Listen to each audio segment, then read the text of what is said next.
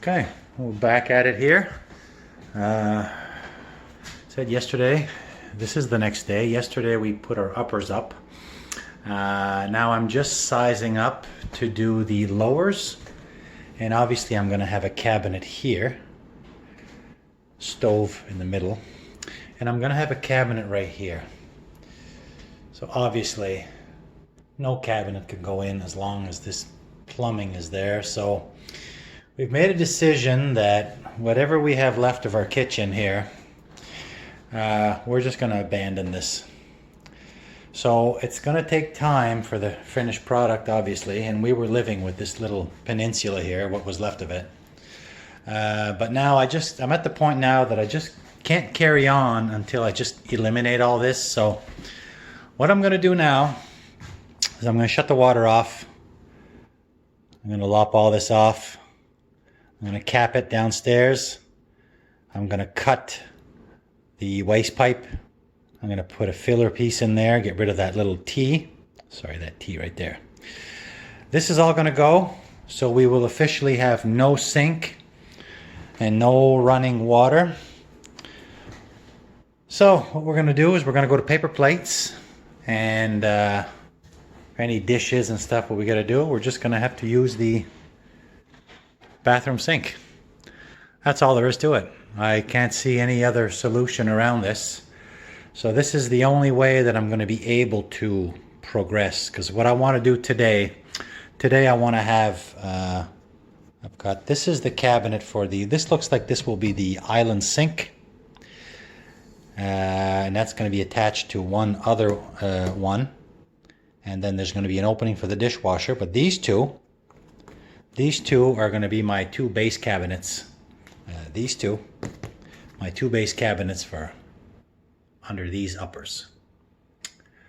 So the only way I can progress these, I want to get the rail up, I want to build these, I want to get the feet on, and I want to get these mounted. And the only way I can do that is to get rid of all that. So we made a decision, we're just going to live without water for the time being.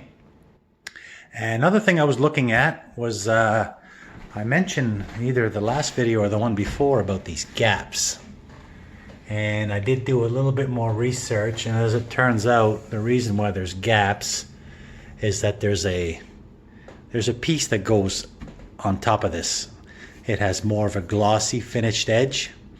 So there's a piece that goes here that's designed to go, I think it has to stick out here 3/4 of an inch to come out level with the thickness of the doors. And then it's meant to go all the way back here. And depending on how good you are, you could scribe that, or I don't know if I'm going to get that carried away, but I'm going to hopefully try to butt up my piece so that the gap isn't the size of an entire finger. So I discovered that yesterday. I also went and I bought longer screws for the rail, because the screws I put in there, I just feel like they don't have deep enough of a bite. I mean, there's certainly a good bite. I mean, I've hung off the rail, but just for added safety, I'm going to pop these boxes off. It only takes a second, and I'm going to run a few more. I went out and bought some 4-inch screws, so that should be plenty of bite there into the old 2x4s. So, and they're rough cut, so they're actually a full 2x4 plus the whole thickness of the plaster and the lath. So that should be nice and deep. And that is the plan for today. So right now I'm going to the basement. I'm chopping the plumbing. I got to solder on 2 caps to cap everything off. Then I'm going to tackle the waste pipe. And once that's done, I'm going to build my boxes and put them on. And I got a bit of a late start today. It's pretty much noon time. So if I get this done today, I think I'm going to call it good. I've also figured out this a little bit. This is going to be a little bit tougher there, cutting these. There's long vertical pieces that help to support that cabinet above the fridge, and obviously they have to be cut the length and they have to be cut the width. So I bought myself, I don't have any fantastic tools. I mean, I have a table saw, but it's kind of rickety. So I bought one of these straight edges. It clamps, so I'm going to be able to clamp my piece and get a nice smooth cut. And I broke down today and I bought Where is it? If I can dig it out of the bag here. I bought a nice DeWalt cutting blade. It's not just, usually I buy the old $10 ripping blades. This was more like $40, so a lot of money, but it should make a nice clean cut. And I'll make sure I mark everything, and I will tape over top so that it makes no chipping in that. But hopefully this will make a nice cut. So I got, you know, this was 30, this was almost 40, so it's a little bit of money, but for the sake of having a nice clean cut, it's probably money well spent, these two things. I got a few plumbing bits here to modify my stack, and I also got a vent deflector, a little vent deflector for the, it's just a little angle piece, so that I can redirect the air, because I do have a flow register that's underneath that pantry. And you can see there's a flow register right there, so the air will come up and blow out this way. So in the toe kick we'll cut a hole and put a grate, but I think it's wise to have you know, this thing was only $7, so if it can redirect the air a little bit more efficiently, I think that's a good idea. So, and I spent a bit more time looking through my stuff, trying to figure out what I have. These are the finished edge pieces that I was mentioning to cover the gaps.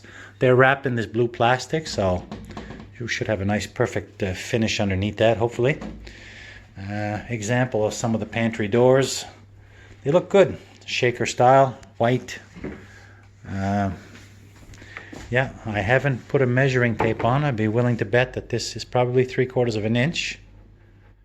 Actually, I shouldn't assume. But anyway, whatever this thickness is what these side trim pieces, they have to stick out proud a little bit to make up this gap. Anyway, that's not for today by any means. That's for further down the line. But the pile is getting a little bit smaller. It's getting a little bit smaller. Now there's still lots of little bits, drawers and doors and pulls, but every day is a little bit of progress. So I'm going to put this down. I'm going to go downstairs, make my plumbing cuts, my soldering, and then after that, all this junk, this remainder of the Peninsula Island, can go to the dump. Okay, so we've removed that plumbing in the corner that was feeding the sink. So everything is gone. This is now completely detached. This whole thing is going to go to the dump. Of course, I'm probably going to I'm going to recycle some of the plumbing and probably recycle that tap. This sink's in good shape. I'll probably donate that to Habitat. I hated this corner angled sink, but somebody might like it, and there's not a thing wrong with it. What I'm going to do now is I've already cut the waste pipe. So now I'm just going to add these, I got these boots here. Just going to put a boot on each end, and a little piece of this 3-inch ABS waste pipe. So I'm just going to make up that union. And while I'm at it, there's a wire here that's a little bit in the way. This is a wire that was added after the fact. It feeds it's for the GFI in the bathroom upstairs. So what I'm going to do is I'm going to go downstairs and I'm going to shuffle this down to try to get a little bit more length out of this. Because I don't like how it's mounted in the upstairs bathroom. The upstairs bathroom will be a renovation for down the line, but I don't like how it's mounted upstairs, and there's slack cable downstairs, so I'm going to pull up my slack. I'm just showing this now because I just went out and I had to buy this. These two rubber boots, these are $10 a piece, and this little piece of ABS, which is only like 6 feet, this is $25. So this all adds up really quick, which is why I mentioned that I'm going to plan on keeping / recycling some of my old plumbing. I'll just go down and show you quickly. Okay, so this is where I lopped off the plumbing. This was the old cold supply, and the hot was up here. So I just lopped these off, capped them off. This one here is valved off anyway, but I capped it. I capped this one. This hot water line runs out this way, so it goes over there, and that's going to be perfect for when I want to feed the water up to my island. I think that's going to work out. So if I follow the hot, excuse the filming, the hot actually comes out over here, and the island is going to be somewhere right above me, so that's going to be handy for that. And then the cold water line I'll just run off of, there's a line that kept running that way out to the outside tap, so I will tap off of that one, and I'll be able to run my plumbing for my island somewhere in here. But over here I'm just showing all this, all the plumbing and stuff that I've pulled from upstairs is all this. And there's these, there's all this contraption. I don't throw any of this out. This is all stuff, this is all worth money. This is stuff that I'm either going to reuse or I will take for scrap value. And I'm not sure what copper's fetching right now, but it's certainly worth the drive down to the recycling place. Same with all my old wiring. I keep everything. Everything has a value. All this old plumbing bit, all these elbows and everything, this trap can be reused. Like I said, all this stuff is not cheap. And for example, even this little coupler here, I had just put that in temporarily upstairs to so I could have my temporary peninsula. But I mean, for example, somebody would throw this out, but I never would. That's probably worth $7 or $8 right there. This is Canada, stuff is expensive. And the copper, if I can't reuse, I will certainly scrap. Same with the old wire. I'm kind of careful about that stuff. Just like the other day, I found this this complete box of outlets at the curb. Somebody was doing a bit of a curbside giveaway, and there was a sign that said if you could use these, help yourself. So yeah, these are all worth a few dollars a piece, so you know, a few dollars a piece. Didn't cost me a thing, and I got it off someone's hand, so that's kind of good. So this is where I'm set up with my zip cut. This is where I've been slicing my rail. So I just have to, I'm getting sidetracked here. The other thing I need to do is, there's a shielded wire right here. This is the shielded wire. And this is the one that runs upstairs that I need to move. There's quite a bit of slack here, and even this box is slack. This could be moved further down. So I'm gonna do this now. I just gotta undo those fasteners, and I'm gonna pull up a little bit on that cable and get it out of the way. So that's where we're at now.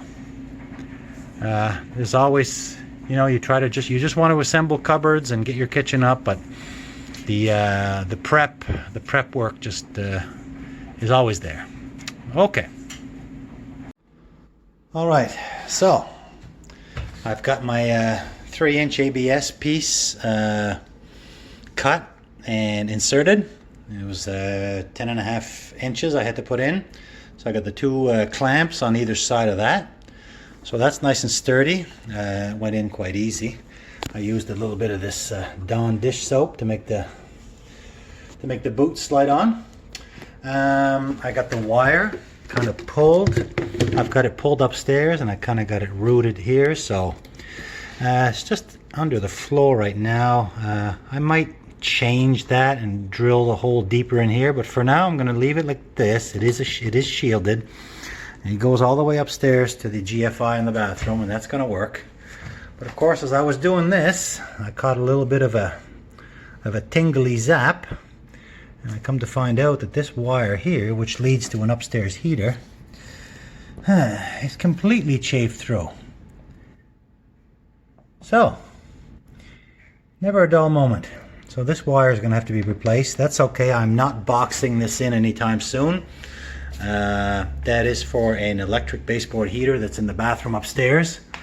And well, I got a little bit of a tingly zap off of that one, but I don't think that heater upstairs even works. So anyway, that's another thing to add to the list. We're going to have to run a new piece of cable upstairs, but that's okay. It's all open down there, easy access. And like I said, I'm not going to be boxing this in anytime soon. My remainder of my peninsula is 100% free. So now I'm going to take this apart and I'm going to chuck this outside. I'll try to save that sink, like I said, and donate it, and maybe save the taps. So this will be completely out of the way. Slow going today, but this will be out of the way. Part of the island, of course. We're not doing that today. I'm going to assemble 2 of those. So I'm going to get my lowers in, get my rail in. I bought some much longer screws. So the screws that I use now, these are 4, maybe overkill, but the ones I was using now I think were 2.5 or 3. So this, I'm going to try these, might make me feel a bit better. It is for the rail up there. So if you think about it, I mean, there's a lot of weight there. Those boxes aren't exactly that light, and you load those up full of dishes and put the doors on and put the trim on. It's just, it's really a lot of weight, and I'd rather play it safe. I'm going to put these long screws in. So, not a lot of kitchen progress per se today, but that is done. The plumbing is gone. I'm going to set up here and I'm going to start building these. And hopefully next time I'll do a little bit of footage. We should have the 2 base cabinets installed against that back wall there. That back wall, right, especially right there. Yes, it's going to be hidden, but it's awful bumpy. I don't know. I'll have to wait and see how the rail fits on there. If it's too much of a wavy motion, I might have to do something about it. But I'm going to go ahead and give it a try and see how this goes. Okay. Okay, so the next day again. Yesterday I just talked about the old peninsula. That is 100% gone. I've got my sink cabinet installed sort of where it's going to go, along with the other cabinet beside it. I was looking for this 3rd box, but of course there's no such thing. This is where the dishwasher is going to go, and obviously the dishwasher is going to sit there and it's going to be wrapped around with the counter, and then there's side trim that's going to go around obviously the side and the back. I finally got my bench seat arrangement mounted. I got the legs under everything. I got my lowers in place. Like I said, everything is still just loose and free to move. Okay, everything can slide side to side. But the bumpy wall that I talked about yesterday, that turned out that was not an issue. The rail went on nice. The rail's nice and level. So my 2 lowers are in. So this is basically the kitchen. Of course, this, as it turns out, was probably the easy part. But there it is. There's the layout. That's how it's going to be, basically, in a nutshell. That is the kitchen. Of course, all the finishing has to be done. Flooring has to go in. New appliances have to go in, but this is the general layout. So right now we have a functioning stove and fridge. We have no running water. So what we've been doing is, you can hear the water running right now. We're doing everything in that bathroom sink over there, and it works. It works, no problem. So the remnants of the old kitchen are finally, it's all gone. There's some IKEA cardboard. And there we have it. This was the last remaining bit. So, yeah, glad to see that gone. I absolutely despise that kitchen. So, at a later time, I'm going to look this up and take it to the dump. Just a beautiful day today. It's Easter today, so I promised today would only be a half day, and that's what it's going to be. So only a couple hours. I pretty much got done what I wanted to do. I mean, there's still a million things left to do, but good progress. Even had time to have breakfast. So we're going to knock off early today because we're going to cook a ham and all that good stuff. And okay, I will sign off. This is what we got done so far. Okay, signing off. Okay, one last little snippet.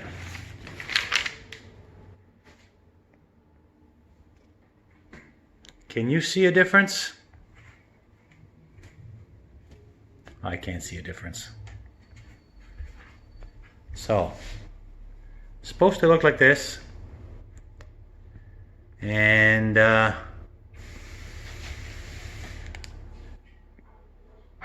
kind of does. So far so good. One day, this.